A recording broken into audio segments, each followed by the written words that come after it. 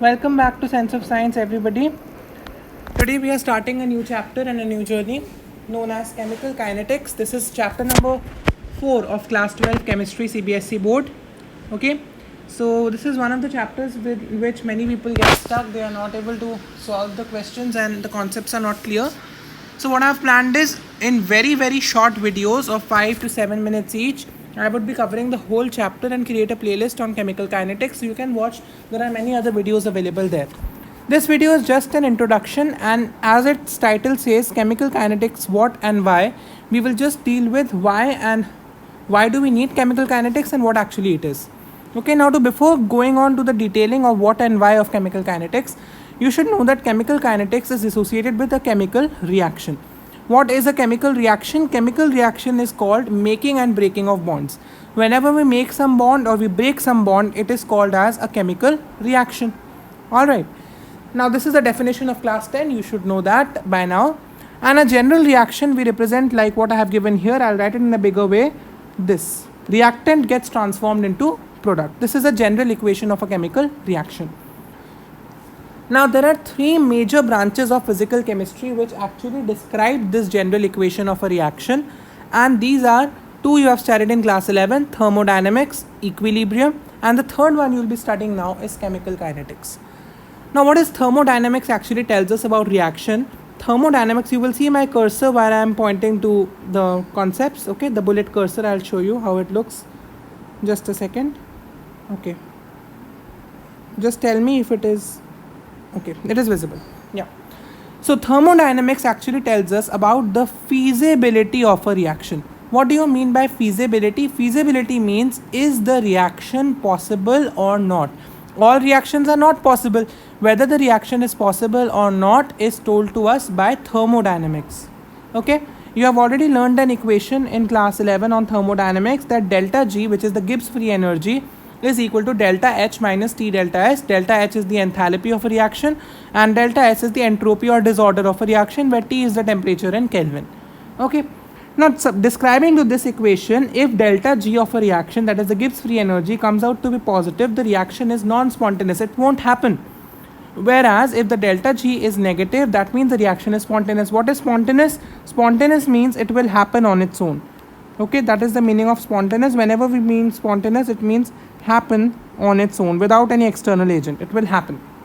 Okay, that means I have written here also it will happen. So that means for any reaction, if we calculate the delta G and it comes out to be positive, that means the reaction is not going to happen only and the case is closed there and then. Whereas if the delta G comes out to be negative, that means that reaction would happen, and then we move to our second step, that is equilibrium. What does equilibrium actually do? Equilibrium helps us to establish the concentrations and amounts in a reaction. Thermodynamics has told us a reaction will happen or not. It has given the green or red signal for a reaction. Once knowing that, equilibrium describes what actually happens in that reaction. You already know that equilibrium constant, denoted by Kc or Kp, is written by product concentration to the power of stoichiometric coefficient by reactant concentration to the power of stoichiometric coefficient. Okay, this you already know. And this actually helps us to understand what concentration of reactant and product are there at equilibrium, how much of reactant has reacted, how much of product has been formed. This has gone to this, how much, and how much has this been transformed to this. So basically, I'll write it in brief. Equilibrium helps us to establish our knowledge about concentrations. Okay, concentrations and the amounts. Okay, how much of reactant is there, how much of product has to be formed, etc., is told to us by equilibrium. Now, after understanding both the things, that it will happen or not and how much will go to the product, how much product is formed, etc., we need to understand the third aspect of a chemical reaction, that is how fast will it happen. Okay, how fast will the speed of the reaction be? And this thing, that how fast or what is the speed of the reaction, is told to us by kinetics or chemical kinetics. Kinetics means kinetic energy. Kinetic energy, you know, is associated with motion, and just associate with that. So chemical kinetics is the motion of a chemical reaction. How fast will a chemical reaction happen? Okay, speed can also be called as rate of a chemical reaction. Okay, and that is your chemical kinetics. Okay. Now just a brief introduction about the rate of a chemical reaction. The rate of a reaction is that rate of reaction is change in concentration of reactant by time. Just like speed is change in distance by time, rate is of reaction is change in concentration of reactant or product by time. Okay, which is written by this. Now why am I using this D and D? Because the changes are smaller. Okay, they are derivatives, differential coefficients. Okay, by your idea of calculus, you should be knowing it. All right. Now, an important thing to note here is that for reactant, dr by dt has a negative sign, whereas for product, dp by dt has a positive sign.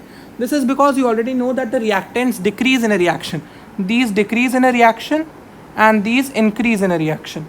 Alright, you already know this, and because of that, to make the rate positive, because the dr by dt is going to be negative but rate always has to be positive, we multiply a minus sign so that the final value which comes on the rate is always positive. I will deal with this rate concept in the next video in much more detail as well. This was just an introduction. Okay, so what you have learnt is when a reaction has been given a green signal by thermodynamics and equilibrium describes the concentrations and the reaction coefficients, etc.